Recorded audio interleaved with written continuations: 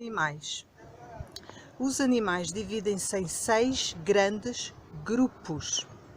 Mamíferos têm o corpo coberto de pelos.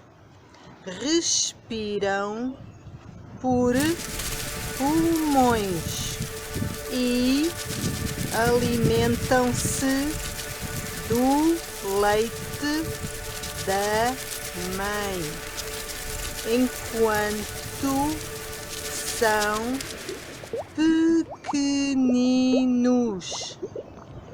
Aves têm o corpo coberto de penas, têm bico, reproduzem-se por ovos e têm asas.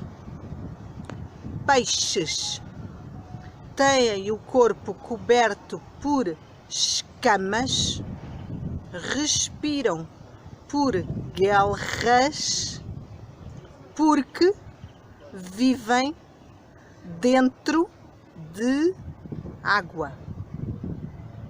Répteis têm o corpo coberto por escamas, rastejam, respiram através de pulmões e reproduzem-se por ovos.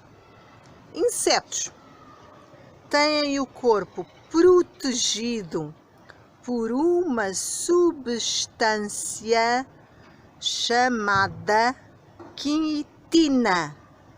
Têm asas. Anfíbios têm a pele nua e úmida. Vivem dentro e fora de água.